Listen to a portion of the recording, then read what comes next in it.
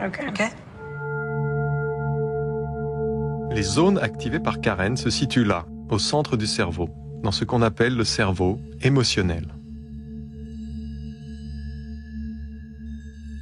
Un cerveau archaïque que nous partageons avec les mammifères et certains reptiles.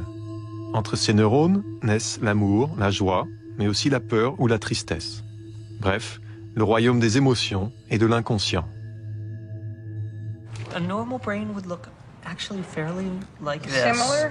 Fairly similar in that these areas. Le cerveau émotionnel de Karen a été particulièrement sollicité pendant l'expérience, car les photos qu'on lui a montrées ont éveillé en elle du stress. Or, le stress, c'est le talon d'Achille des personnes dépressives, la porte d'entrée où s'engouffre la dépression. Le stress est géré dans le cerveau émotionnel par l'amygdale. C'est elle, le centre de la peur. L'amygdale interprète le stress comme le signe qu'un danger extérieur nous menace. Elle réagit immédiatement en sécrétant des hormones du stress, cortisol et noradrénaline, qui vont accélérer le rythme cardiaque. Objectif, préparer le corps au combat ou à la fuite. Pendant ce temps, il se passe quelque chose dans le néocortex, et surtout ici, dans le cortex préfrontal. C'est dans cette région que s'élabore la pensée, l'abstraction, le langage, bref, le royaume de la raison et du conscient. Mais réfléchir retarderait les réflexes de survie. Donc, en cas de stress, le cortex préfrontal est débranché par l'amygdale, il s'éteint.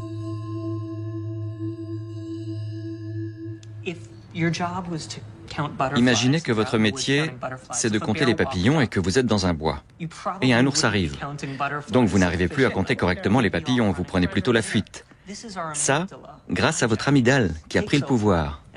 Elle a éteint toutes les zones qui ne sont pas importantes pour votre survie. Et donc elle a éteint une grande partie de votre cortex préfrontal.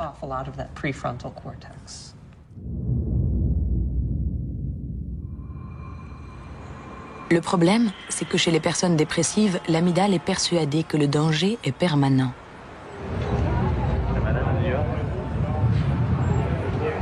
La preuve, face à des photos n'évoquant aucune angoisse, Karen, au lieu de se calmer, a continué de stresser. Connectée partout dans le cerveau, son amygdale ici est anormalement active. Elle maintient un stress chronique. Et la dépression, c'est justement ce stress chronique sur lequel le cerveau a perdu tout contrôle.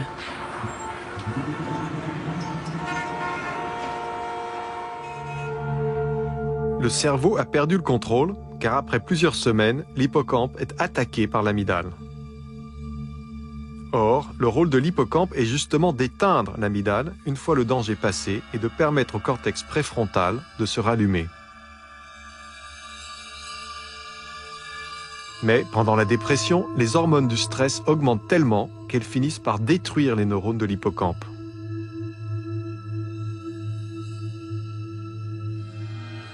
Affaibli, il ne peut plus remplir sa mission. Et le siège du raisonnement reste éteint. Les personnes dépressives sont donc coupées d'une moitié d'elles-mêmes.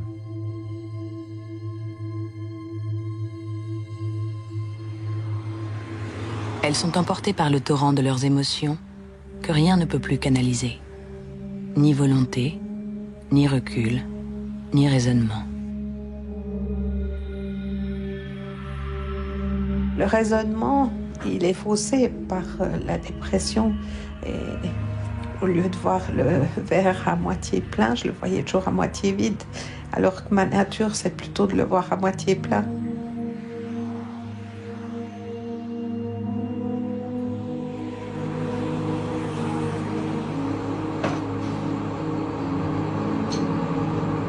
J'arrivais pas à raisonner mes émotions, j'arrivais pas à me motiver puis à me dire ben voyons Mélissa, lève-toi, fais quelque chose, prends-toi en main.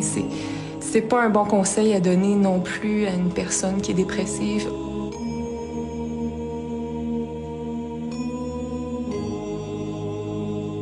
Ben, étant donné que le jugement est altéré, c'est très difficile de se recentrer sur une voie vers le bien-être. Il n'y a rien à faire. On a besoin d'aide.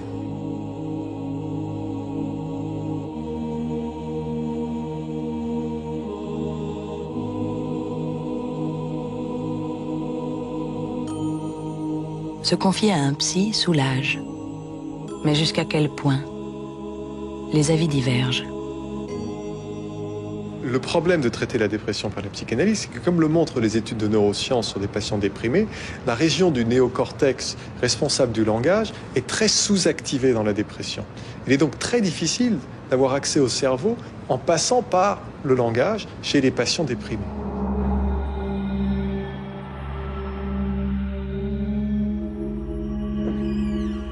L'autre solution, ce sont les antidépresseurs. Ces médicaments, parmi les plus prescrits au monde, aident l'amygdale à se calmer et régulent le flot des émotions négatives.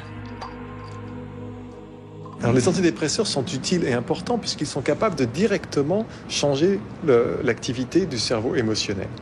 Mais par contre, ils ne sont que des béquilles, dans la mesure où lorsqu'on arrête de prendre le traitement, ils ne jouent plus ce rôle, et d'où le fait que beaucoup de patients qui ont suivi ces traitements par antidépresseurs retombent dans la dépression.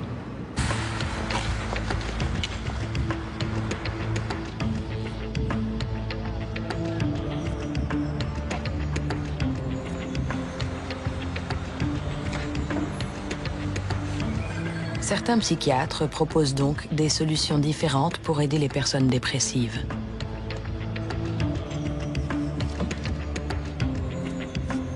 Il y a plein d'approches pour remplacer les antidépresseurs et la psychanalyse. Mais une des plus simples, c'est l'exercice physique.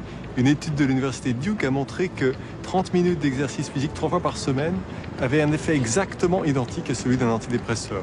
Au bout de 4 mois, le même nombre de patients avaient récupéré.